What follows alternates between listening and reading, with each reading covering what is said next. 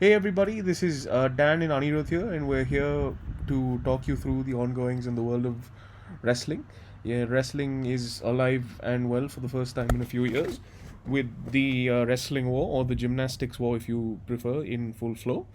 Um, some of our favorite professional wrestlers in recent times as well have taken to the gymnastics guild, and we have a few things to say about it. How are you doing, Dan?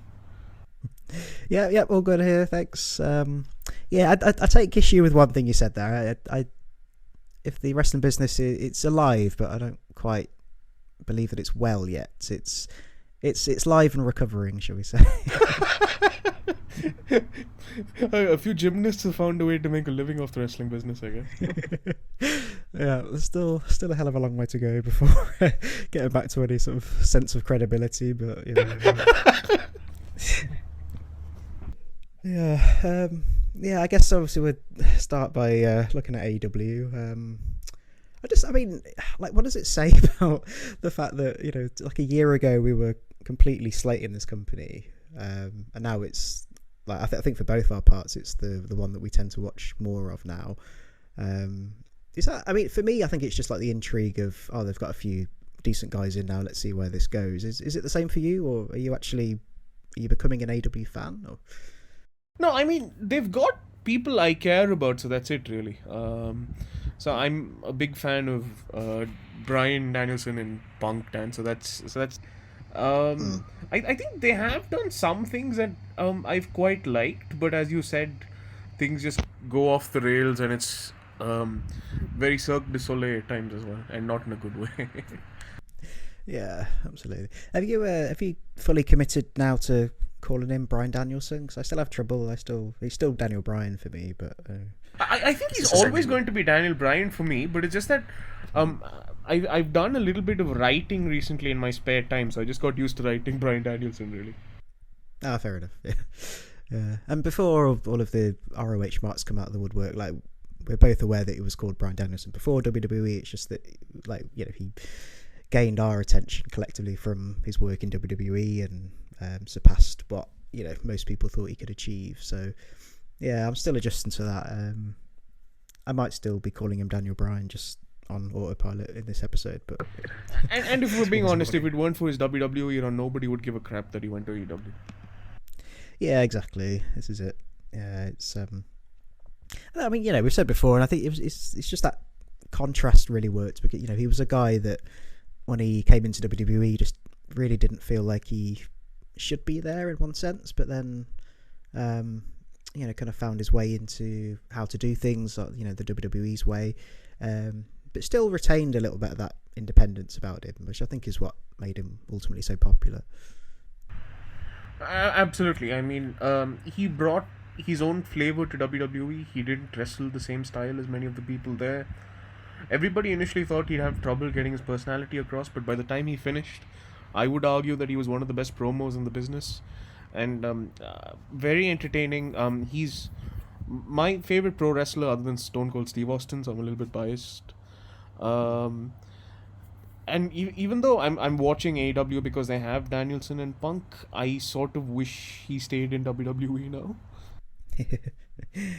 Yeah, I mean, I suppose he's like my ultimate hope is that he goes back there eventually. I suppose at the moment, he's enjoying a new and new surroundings and a new kind of fan base, and the reactions that he's getting when he kind of comes to the ring and everything and during his matches. I mean, he probably wouldn't be getting that in WWE at the moment, just not for any particular reason why, no fault on his part, but just kind of over familiarity maybe. So for now it's probably doing him the world of good, but I think I imagine he would find his way back into the WWE fold eventually, or at least I hope so anyway. Yeah, I mean, you can't imagine him not going into the WWE Hall of Fame at some point in the next decade. Mm. Yeah, that would be really strange. Yeah, they'd have to really have like a colossal falling out for that to not happen. Then have you noticed like a difference in the way he's been working in the Lollipop Guild, as the great Jim Cornette calls it? um, to be honest, not really, because I mean, talking about both Punk and Bryan, I think they've both done the job that they came in to do. Like, um, Punk is elevating some stars that maybe other people weren't aware of. So that's what he's doing. And then Bryan seems to be. It feels like he's grounding a lot of these gymnasts and getting pretty decent matches out of them. And classic example of that is the match that we'll probably talk about in a second with him and Omega. It was an example of what I think certain people in AW were hoping he would come in and do, is kind of give like the elites this sort of layer of credibility that they've never really had before. So yeah, I at the minute it still feels like Bryan's kind of having a positive influence on everyone else as opposed to vice versa. I don't know if you agree with that. No, Dan, I do. I think he sort of changed in the way that he's no longer doing spots that are designed for the fans to chant yes. It's a little bit more heel Bryan Danielson from Ring of Honor. A lot more stiff strikes and stuff like that. Yeah, which is again a nice contrast to the type of stuff that we'll normally see from the main event of AEW. But should we get into the match? I mean, what were your general kind of thoughts coming away from it? Dan, I thought the crowd was incredible. They were really excited to watch these two guys go at it. Standard of work excellent as usual. The entrances were amazing. I loved that couple of minutes where these guys just sort of soaked in the adulation of the crowd. What about you? Yeah, I actually agree. Probably, I mean, certainly the best match I've seen Omega in since his feud with Okada in New Japan. It's amazing what can happen when Omega gets into the ring with someone who actually knows what they're doing. And it was pleasant to see the fact that it was clearly Bryan that was kind of calling the action for the most part, and it felt like a Danielson match, which again is another indication that he's not come in just to play along with what the elite wants to do. Like, he's come in to be his own guy and to sort of bring with him that sort of wrestling credibility that he's had for throughout all of his career. So yeah, really good. I mean, I didn't appreciate like the run in at the end with the Young Bucks and everything, because it kind of reminded me that I was watching AW in a way. So that kind of took me out of it a little bit. But yeah, I mean, it's not the best match Bryan's ever had, but from Omega's part, it was pretty passable, dare we say? Yeah, no, like you said, Dan, he took the Gymnast to a new level. He got a great match out of him. I was a bit disappointed with the finish. It's a non-title match. Why wouldn't you just have Bryan submit him?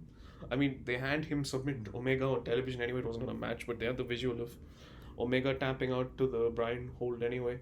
So why wouldn't you just have him beat Omega in this match? It's a non-title match anyway. Why would you do a draw and sort of undo this great match essentially?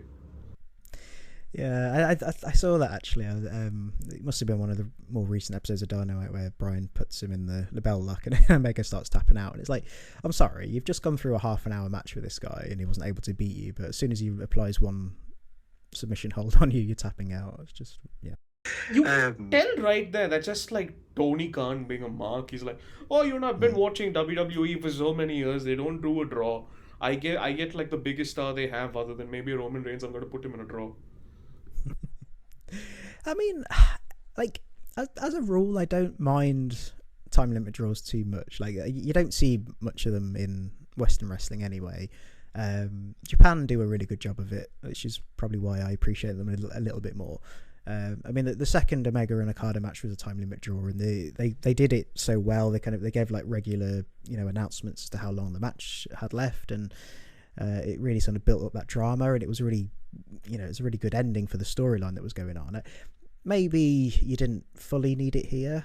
I suppose like the only thing I can think of is that if they did have, because they were never going to have Omega beat him in Bryan's first match, but if they'd have gone with Bryan winning as well, like, wouldn't they have had to have gone straight to a title match? I suppose like this way, you can kind of keep the feud going in the background. You don't have to go to the well straight away with it. I guess, I don't know. Yeah, I guess I didn't have too much of a problem with it again, because I don't mind draws. Like I think they should happen more often, because I think sometimes you can tell a better story with a draw than with a victory.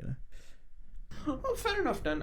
But it's just that I felt, the fans were really excited to see this match, and it's the first time you've got arguably the biggest star who's ever set foot in your company wrestling, and I think you should just put him over in the strongest way possible, really. But fair enough. Yeah, no, I definitely see both sides of that, and yeah, I imagine for the fans in attendance and sort of watching it would have been ultimately a disappointment not to have seen a winner, but and it, I suppose it's got shades of overprotecting the champion. It wouldn't have really hurt Omega that much to have been submitted by Danielson, but there you go. I guess Omega's stock is pretty high in that company, so Yeah, true. But the thing is, I don't understand. It's like he's a heel champion at the end of the day. It's okay for him to lose from time to time. So yeah, and I suppose you've got enough people kind of on the periphery of this feud where you could have. You didn't have to go for a fully clean finish either. If you didn't want, if you really wanted to protect Omega, then you could have done some kind of wishy-washy thing with the Young Bucks and Jurassic Express coming in. But yeah, I don't know. I suppose it just didn't take as much away from the match for me, it finishing in a draw, than maybe it did for some people. But I definitely see both sides of it. Fair enough. And then, where would you want them to go? I mean, you may have to catch me up a little bit on what's been happening. Are they still in a feud? Is there any announcements for any future matches? Or? Well, I mean, they've been interacting really on TV just about every week since, and Bryan beat Jackson on an episode of Rampage recently, and most recently last week they had the 8-man tag team match. So Luchasaurus and Jungle Boy, Cage, and Bryan against the Super Elite, which is the Bucks, Omega, and Adam Cole. And the heels got the win there with Adam Cole pinning Jungle Boy. All of these guys got the shine spots. It's a pretty good tag team match and everything. But yeah, Dan. So I mean, it looked like they were building up to another Bryan Omega match, but there's been a spanner thrown in the works with the introduction of Adam Page. Yeah, I mean, this is one thing that I have seen. Hangman Page coming back. So yeah, again, that's the fact that the match finish in a draw means that you could go with Omega and Page for a while, and then just bring the Bryan element back in when you're kind of ready to, I suppose. But it sounds like this feud is doing quite well for some of the other guys, like sort of Jungle Boy in particular seems to be getting quite a rub from this, is he? Yeah, I mean, it looks like they're setting up Jungle Boy to beat Adam Cole somewhere down the line. And Adam Cole, I think, has been tremendous ever since he's moved to AEW. He's got new themed gear, he's got a new entrance, music and everything, and he just feels like such a massive star, and I think he's going to make so much money for them down the road. Yeah, I'm a big fan of Adam Cole. I mean, I really like the fact that he I don't know where it was. He was just given a shoot interview about leaving WWE, and he didn't go down the road that all the other AW recruits go down and just basically completely slander the company. He acknowledged that he'd had a really good time there, and he learned a lot, and he was sort of really appreciative of what he'd gained from being in NXT. And I thought in this day and age that was a pretty class act, because it's so easy just to focus on that narrative of WWE bad, AW good. It was just nice to see that. Yeah, I think Bryan did something similar too. I think he also was full of praise for Vince McMahon and WWE, and credit to both of them for not going down the bash WWE angle, I guess. Yeah, it's amazing how easy it is to spot the adults in the professional wrestling industry, just by the way they conduct themselves, and yeah, it was just nice to see again. I have a question actually. If we sort of step into sort of fantasy booking a little bit. So, if Daniel Bryan versus Kenny Omega would have happened in WWE, where do you think it would have featured on the? Let's say they fought at WrestleMania. Where would you imagine Vince would have put that on the card? Toilet break match. Yeah. Yeah, most probably. Yeah. Or they would have been part of the Intercontinental ladder match. Yeah, I get. Yeah, I think you probably would have seen it as like another Nakamura Styles thing, where it's like people seem to get this, but I don't. So I'm just gonna put it somewhere near the top. But it's not going to outshine Roman Reigns. No, so I'm sure for some people, like, there's this thing where this is like some massive dream match, Kenny Omega, Daniel Bryan, Bryan Danielson, whatever. But to me, the intrigue really is just Danielson going after like the top, I mean the champion. So that's the storyline for me anyway, personally. Yeah, he's improved the overall quality of the main event scene in AW, because there's been so many AW shows like Dynamites and Rampage and whatever where I've really been enjoying like the action in the mid card, and there's some guys that I like to see perform and everything. But then you think like at some point we're gonna have to get to the main event scene and we're gonna have to deal with Omega and the Young Bucks, and the fact that like you've inserted somebody who knows what they're doing is a really big sort of bonus to them. I think we saw a similar sort of theme developing. I saw the was it Nick Jackson had a match with Danielson recently? Yup. And again, I mean, it was sort of dare I say, give any kind of praise to one of the Young Bucks, but again, it was a match that was clearly, Bryan saying, "Look, just follow my lead. We'll get through this. I'll make you look like a half decent wrestler." And again, it wasn't a bad match. It was just quite a humorous dynamic to see, this celebrated, hugely talented professional wrestler going against somebody who, sort of pretty much trained himself in his backyard, jumping off his trampoline. It was a pretty good match. Yeah, I mean, that's a pretty interesting dynamic. I mean, both of these guys have their origins in the independence and everything, but Bryan sort of put it together and gone on to become this mainstream star who's going to be a part of wrestling folklore for years to come. And Nick Jackson is just this guy who's been allowed to stroke his own ego essentially for his entire wrestling career. So that's a pretty interesting contrast, just like you said. So I was really getting into the product because I'm a self-professed Daniel Bryan mark, and I was really interested in seeing him chase the title. But they're probably going back to the Hangman Adam Page pursuit of the title, and I appreciate that that's been a long-term storyline that they've been working on. And if they want to give their fans that, then that's fair enough to them. It's just not my cup of tea, because I'm admittedly a new entrant on the AEW bandwagon. What do you think about this, Dan?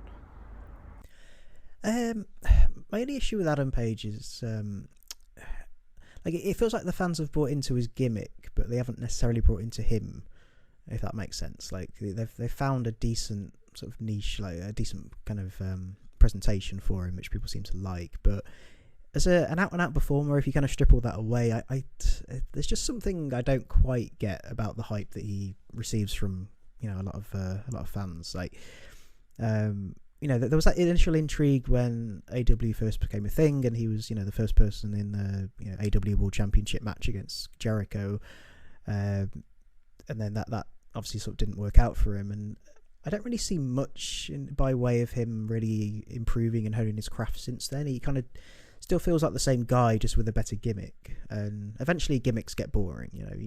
It's the performer underneath the gimmick that kind of keeps people engaged in what you're doing. So I don't want to, I'm certainly not writing him off completely. I'm interested to see where it goes and everything, but maybe not quite as excited as some people seem to be. Yeah, yeah, that's fair enough, Dan. I mean, I guess it's probably the right thing to do in a way to pay off this long-term storyline. Do you think there's any possibility that, since Danielson's already expressed his love for WWE and everything, that when Hangman Page wins the title, you turn Danielson heel and have him take the belt from him? Do you think that's a viable possibility at all? Like, he can just be the sort of like major league wrestling star who's too big for AEW sort of thing, play that character? Yeah, I think that would work. But I don't know if you need to.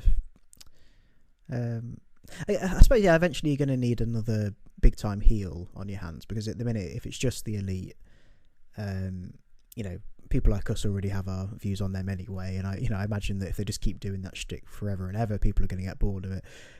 So you do need some new blood, I suppose, in the heel side of things. But I don't know. I just like, maybe it's just because I'm enjoying his work at the moment. But you know, Daniel Bryan's such an effective babyface that I'd probably only want to sort of turn him heel if I absolutely had to. I suppose that there's heels on the lower down on the in the company that you could elevate. You know, like Miro could easily be a heel world champion like now if he wanted to be. You know, and there's other people like MJF as well, obviously. So I don't know if you need to do it, but I think it would work if they actually did it, but maybe not just yet. Yeah, fair enough. I think the heel issue, like the lack of heels, is a bit of an issue, like we've discussed before, because I think Cody has the potential to be a great heel because the fan base is sort of growing weary of him as a babyface too, but it looks like he doesn't have a desire to do it. Like he did a recent interview where he said he'd retire before he turned heel or something along those lines. Yeah, I saw something about that. I've seen some reaction videos to that as well, where it's people just saying like, you know, stop being so stubborn and turn heel. Yeah, I think it would be a great heel as well. I mean, it's like along the sort of similar lines that you'd get like when Jeff Jarrett was, you know, in TNA, and then he went off and formed his own company. It's like that kind of like self-entitled, like this is my playground, and like, you know, I live here. That sort of heel mentality that I think Cody could be really effective at. I don't know. I kind of like Cody. I mean, he's still one of the things that I enjoy about AW overall, but I think he gets forgotten a little bit. I don't know why that is. Maybe it's just, you know, there's so much emphasis on the elite and the gymnastics. Like, you know, people like Cody tend to like, people appreciate him when he's there, but like you don't really sort of automatically think of him when you think of the AW roster. Maybe that's just me. I don't know. Yeah, I think so too, Dan. I mean, he's sort of made like a point to separate himself from the elite, at least on screen. And while in some ways that's worked for him, because I think nobody can argue that some of his work's been really good. Like, he's done great promos. I'd argue that the match he had with Dustin is like one of the two best matches that AEW's ever had, and everything. But yeah, I mean, it's also sort of disenfranchised him from the hardcore like gymnastic enthusiast who watches AEW. Yeah, which, like you say, is probably, you know, self-preservation ultimately, because I can imagine years to come when people look back on this era, I think Cody will be more appreciated than maybe he is being at the moment.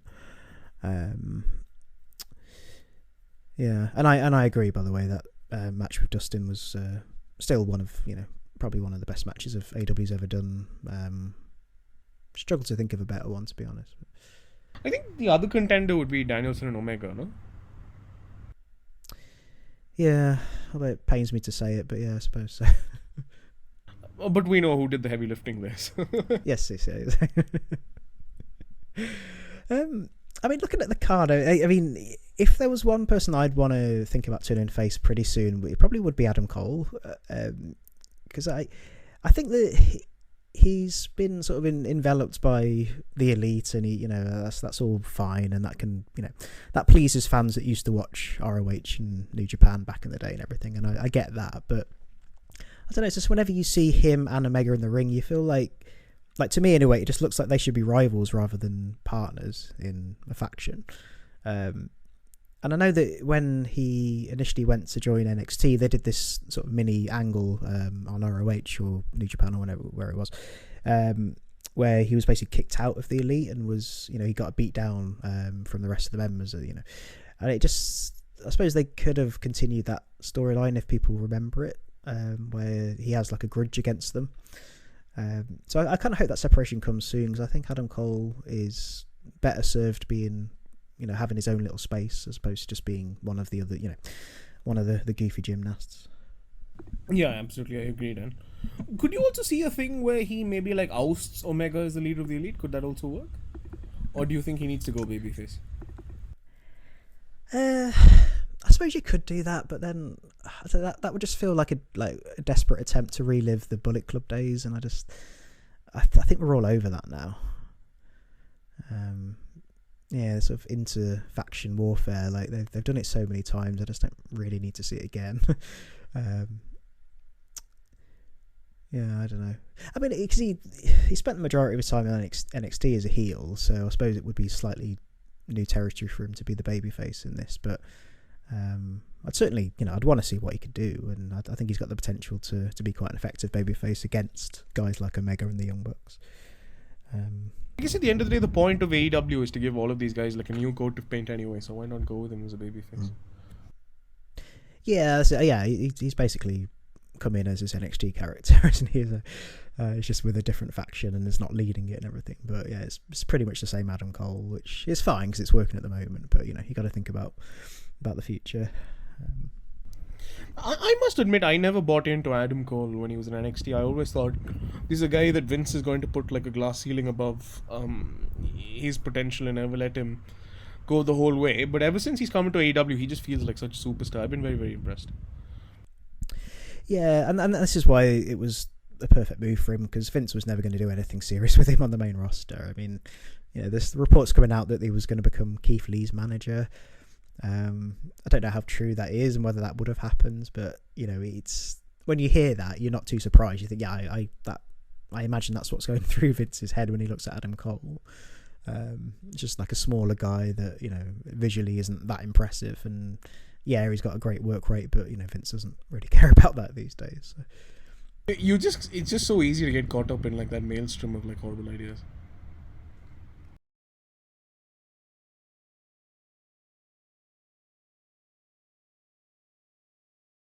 Yeah, and then I mean, how are you rating CM Punk's work at the moment? Like the other big star that's joined the company recently, are you impressed with him? So he did like the sort of the victory lap sort of thing as soon as he came in, and the love-in with the fans was fantastic to watch. It was a feel-good story, and I really enjoyed his match with Darby Allin. I thought he got a great match out of Darby Allin. He sort of channeled his inner Bret Hart, and he was like the in-ring general, and he reminded all of us that CM Punk isn't a guy who does the gymnastics and the flippiness and everything. He builds his matches to a crescendo, and he understands how to wrestle. But since then, it's really just been the CM Punk celebration tour. He hasn't really worked with anybody yet, so I'm ready to see him sort of enter a program of substance. Yeah, I suppose, like I said at the start, though, I think if initially he was brought in, or his mission anyways, to direct some attention towards some of the other guys that he thinks should be sort of better celebrated, and he's kind of doing that to an extent, because I mean the Darby Allin match was great, and it was the best Darby Allin match I'd seen since watching AEW. I did watch his match on Rampage against Powerhouse Hobbs. And again, a guy that I was aware of but didn't really pay much attention to. But seeing him in the ring with Punk, it made me actually pay attention to what kind of a performer Hobbs is. And again, I think he did pretty well for what it was. I mean, it was the technician versus the powerhouse, and that dynamic really well. It was a pretty decent match overall. I don't know if I can buy Will Hobbs as a heel though. I think he would be better suited to being a babyface personally, but. He kind of feels like somebody being forced to play a heel at the moment. I don't know. No, that's fair. I think I think that's an issue with quite a few people on this roster. A lot of them just don't understand how to be heels. Yeah, it's ridiculous. And again, you've got two guys on your roster that we both know from history work very well as heels in Punk and Bryan. So it's always the option at some point to turn them heel, and yeah, they would. I mean, perhaps seeing them as heels on the roster would influence some of the other guys and teach them a little bit about how to work as a heel. Because there's just not a lot of difference with a lot of matches between the heels and faces, and again, call us wrestling traditionalists, but that's kind of what we expect from wrestling. That's what it's about. It's heel versus face. Right. Dan, do you think that the AEW faithful are keen on seeing Kenny Omega back as their top babyface anytime soon?